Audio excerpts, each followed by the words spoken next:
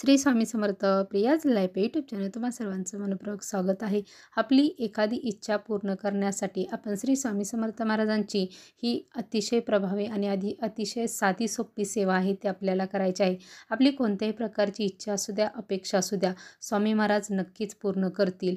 आपल्या मुलांच्या नोकरी संदर्भातील प्रश्न असेल, प्रमोशन असेल, आपल्या नवऱ्याच्या नोकरी संदर्भातील हा प्रश्न असू द्या किंवा एखाद्याला संतान प्राप्ती होण्यासंदर्भातचं जरी प्रॉब्लेम असेल तर तीही त्यांची इच्छा पूर्ण होईल. एखाद्याचं आपलं स्वतःचं घर व्हावं अशी इच्छा असते. त्याचबरोबर एखाद्याला जमीन खरेदी करायची असते, विक्री करायची असते, आपल्याला एखादी नवीन गाडी घ्यावी, असं म्हणजे अशा आपल्या बऱ्याच अनेक प्रकारच्या इच्छा असतात. कोणाचं लग्न जमत नसेल किंवा कोणाला अनेक अनेक म्हणजे विविध प्रकारच्या आपल्या इच्छा असतात आणि त्या इच्छा पूर्ण होण्यासाठी आणि आपल्यावर येणारी संकट आहेत ही दूर होण्यासाठी ही स्वामी महाराजांची सेवा जर आपण अगदी मनापासून आणि अंतःकरणापासून ही सेवा केली तर आपली इच्छा आहे ती 100% पूर्ण होणार म्हणजे होणारच. एवढी खात्रीशीर मी सांगते की एवढं हे प्रभावशाली हे व्रत आहे आणि एवढी ही साधी सोपी आणि अतिशय प्रभावशाली ही स्वामी महाराजांची सेवा आहे. तर ही स्वामी महाराजांची सेवा कोणती आहे? तर स्वामी महाराजांची ही सेवा म्हणजे स्वामी महाराजांचं 11 गुरुवारचं व्रत आहे. तर 11 गुरुवारचं हे व्रत आहे. हे अगदी साधं सोपं आहे. जास्त काही नियम नाहीत, अटी नाहीत. अगदी साधं सिंपल आणि अगदी आपल्याला म्हणजे आपल्या वेळेनुसार आपण हे आहे ते करू शकतो आणि रोजही आपल्याला काही सेवा करण्याची गरज नाही. फक्त गुरुवारीच आपल्याला ही सेवा आहे ती करायची आहे. एवढं हे साधं सिंपल जे व्रत आहे ते आपण करायचं आहे. आपल्या इच्छा अपेक्षा नक्कीच 100% पूर्ण होणारच. ही एवढी प्रभावीशाली सेवा आहे. तर आपण हे हे जे 11 गुरुवारचं व्रत आहे, तर हे आपण व्रत कोणी करू शकतं? ही सेवा आपण कशी करायची आहे? त्याचे नियम काय आहेत? त्याची मांडणी कशी करायची आहे? उद्यापन कसं करायचं आहे?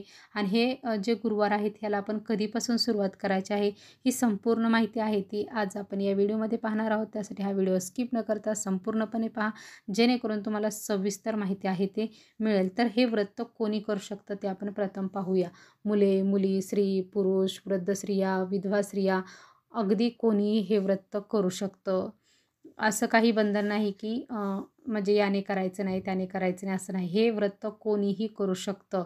फक्त आपल्याला हे जे व्रत आहे हे करत असताना स्त्रियांना मासिक धर्म ज्यावेळेस येईल म्हणजे स्त्रियांच्या बाबतीत हा प्रश्न निर्माण होऊ शकतो की मासिक धर्म आला तर आपण ह्या व्रतामध्ये काय करायचं? तर तेवढे आपण दिवस आहे ज्यावेळेस आपल्याला म्हणजे एखादा आपला गुरुवारच ही होऊ शकतो. असं जर झालं तर तो गुरुवार सोडायचा आहे आणि आपण नंतर पुढच्या गुरुवारपासून सुरुवात आहे ती करायची आहे आणि त्या गुरुवारी फक्त उपवास पकडायचा आहे. आपल्याला कोणतीही सेवा करायची नाही. तो गुरुवार आहे तो आपल्याला पकडायचा नाही. तिथून पुढचे गुरुवार आपण असंच व्रत चालू ठेवायचं आहे. तर हे आपण गुरुवार कधीपासून सुरू करू शकतो? तर आता श्रावण महिना सुरू होत आहे. या श्रावण महिन्याच्या म्हणजे पहिल्या गुरुवारपासून किंवा कोणत्याही गुरुवारपासून तुम्ही या सेवेसाठी सुरुवात करू शकता आणि अगदी हा तुम्ही व्हिडिओ लेट जरी पाहिला तरी तुम्ही येणाऱ्या कोणत्याही गुरुवारी या सेवेला सुरुवात केली तरी चालू शकते. कारण सेवा ही अगदी अंतःकरणापासून आणि मनापासून करण्यासाठी म्हणजे हे जे व्रत आहे अगदी मनापासून आणि अंतःकरणापासून करण्यासाठी महत्त्व आहे. आपण हे किती मनापासून करतो, आपण ही पूजा मांडताना ती किती सजावट करतो, नैवेद्य किती अर्पण करतो, आपण कसं ते सजवतो हे करतो, याच्यापेक्षाही देवाला काय हवं आहे? भक्ती. म्हणजे तुम्ही किती करताय, तुम्ही किती मंत्र म्हणजे किती मंत्र जप करताय, तुम्ही त्यांची सेवा कशी करताय, काय करताय, हे देवाला पाहिजे. कारण देव हा भक्तीचा भुकेलेला आहे. म्हणून आपण देवाची सेवा आहे ही मनोभावे आणि अंतर्मनापासून या सेवेला सुरुवात करायची आहे. तर ही सेवाला आपण ज्या गुरुवारी आपण म्हणजे ह्या व्रताला सुरुवात करणार आहोत त्या गुरुवारी आपण गुरुवारी किंवा त्या गुरुवारच्या अगोदर आपल्याला एक गोष्ट आहे ते आवर्जून करायचीच आहे. आपल्याजवळ कुठं स्वामींचं केंद्र मंदिर जर असेल तर तेथे जायचं आहे आणि आपण स्वामींच्या मंदिरात जाऊन आपण खडीसाखर, नारळ, घेऊन जायचं आहे. स्वामींच्या समोर उभं राहायचं आहे आपल्याला, नारळ हातामध्ये आणि खडीसाखर त्याच्यावरती ठेवून. आणि स्वामींना आपण सांगायचं आहे की आपलं नाव सांगायचं आहे, आपलं गोत्र सांगायचं आहे, माहीत नसेल तर कश्यप गोत्र सांगायचं आहे. आणि स्वामींना आपली इच्छा काय आहे ती सांगायची आहे. आणि आपण किती दिवसाचं हे व्रत करत आहोत हेही स्वामींना आपल्याला सांगायचं आहे. त्याचबरोबर ही सेवा आहे ती माझी निर्विघ्नपणे तुम्ही स्वतः पूर्ण करून घ्या अशी स्वामींना प्रार्थना करायची आहे. आणि हा नारळ आहे तो आपण तिथं स्वामींच्या चरणाशी अर्पण करायचा आहे. जर स्वामींचं मंदिर आपल्या जवळपास नसेल तर काय करायचं आहे, तर आपण दत्त महाराजांच्या मंदिरातही जाऊन अशा प्रकारे आपण जरी केलं, अशा प्रकारे नारळ अर्पण करून अशा पद्धतीने आपण सर्व बोललं तरीही चालू शकतं. तर असं आपण नक्कीच आवर्जून सेवेला सुरुवात करायच्या अगोदर करायचं आहे. पहिल्या गुरुवारी आपण नंतर सेवेला सुरुवात करायची आहे. तर आता आपण पूजा मांडणी आहे ती कशी करायची आहे. पूजा मांडणी आहे ती आपल्या घरातील देवांची पूजा ही आपली आहे ती सर्व करून घ्यायची आहे त्या दिवशी सकाळी. आणि लवकर पहिल्या दिवशी आपण संकल्प सोडणार आहोत. संकल्प हा सकाळी 9च्या आतच आपल्याला सोडायचा आहे. की लईत लईत उशीर म्हणजे 10 वाजेपर्यंत तुम्ही हा संकल्प सोडू शकता. त्याच्यापेक्षा उशिरा नाही आपल्याला करायचं.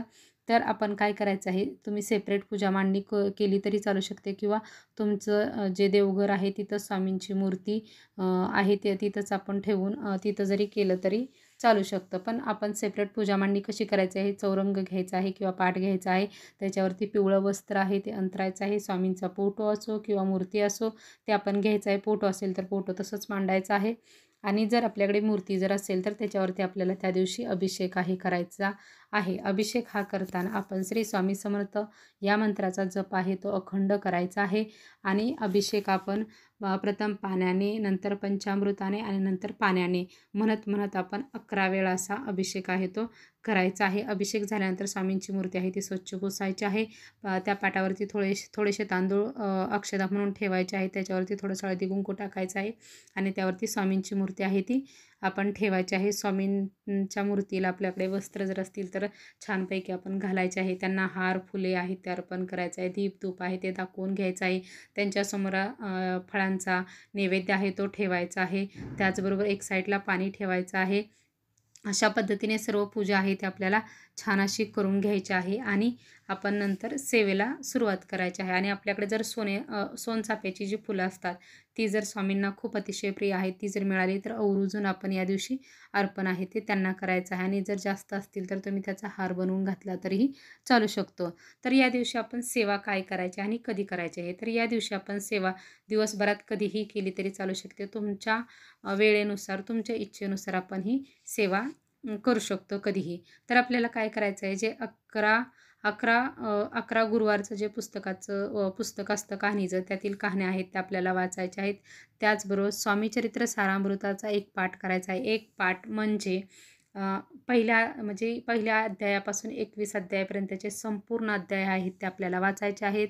त्यानंतर स्वामींचा 11 माळी जप आहे तो करायचा आहे. आणि शेवटी आपल्याला तारक मंत्र आहे तो म्हणायचा आहे. तर ही सेवा आता एकदम करायची का, तर नाही. तर तुम्ही ही दिवसभरात थोडी थोडी करून सेवा करू शकता.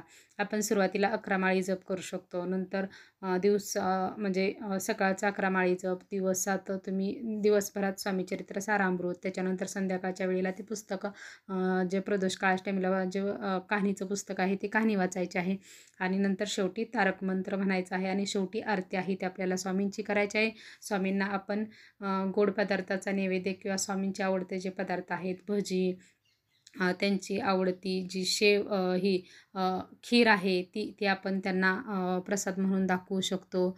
किंवा तुम्ही पुरणपोळीचा स्वयंपाक जरी आपल्याला करणं म्हणजे आपल्याला जर बनवणं झालं शक्य तर तेही आपण दाखवू शकतो. लाडू दाखवू शकतो. म्हणजे असा कोणताही नैवेद्य किंवा एखादी कोणती मिठाई असेल तरी तोही आपण, किंवा आपण जे बनवलेलं जेवण आहे तेही आपण नैवेद्य म्हणून दाखवलं तरीही चालू शकतो. अशा प्रकारे आपण प्रत्येक गुरुवारी अशीच आपली सेवा आहे ती आपली पूजा मांडणी आहे ती अशाच पद्धतीने करायची आहे.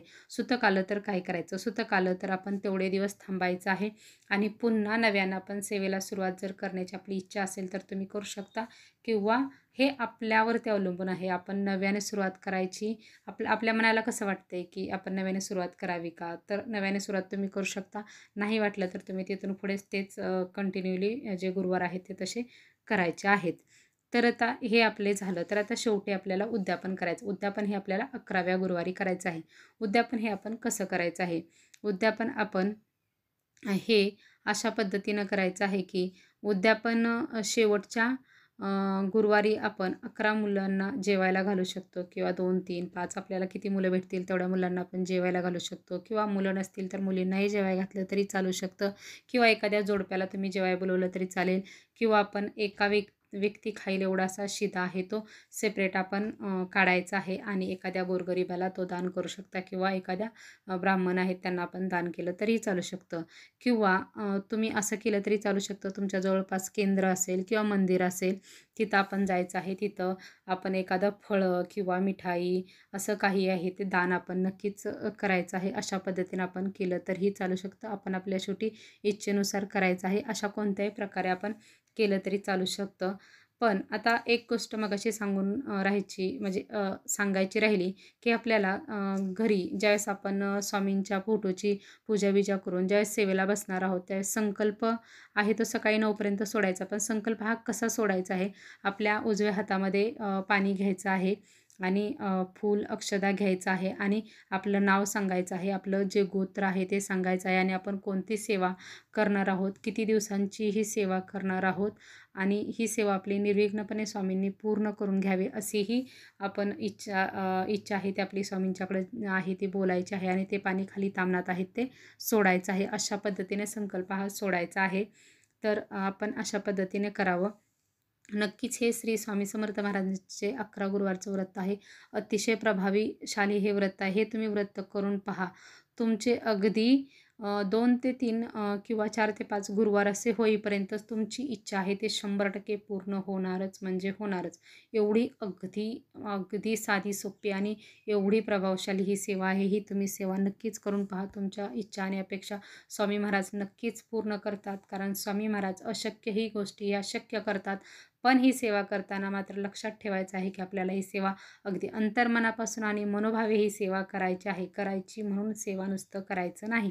ही गोष्ट आपल्या महत्त्वाची लक्षात ठेवायचं आहे. नाहीतर आपण नुसतीच सांगितलं आहे म्हणून अशी सेवा करावी किंवा अशी सेवा केल्याने आपली इच्छा पूर्ण होते म्हणून करायची म्हणून करू नका. तर आपली इच्छा पूर्ण होत नाही. आपण जर मनापासून जर केलं तरच आपली ही सेवा आहे ती पूर्णपणे होते आणि आपली इच्छा आहे तीही पूर्ण होते.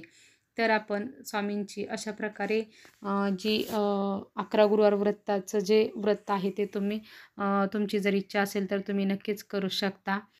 गुरुवारी उद्यापन केल्यानंतर शुक्रवारी म्हणजे दुसऱ्या दिवशी आपल्याला ही जी सर्व पूजा मांडणी आहे ती सर्व उचलायची आहे. अशा पद्धतीने आपल्याला करायचं आहे. श्री स्वामी समर्थ.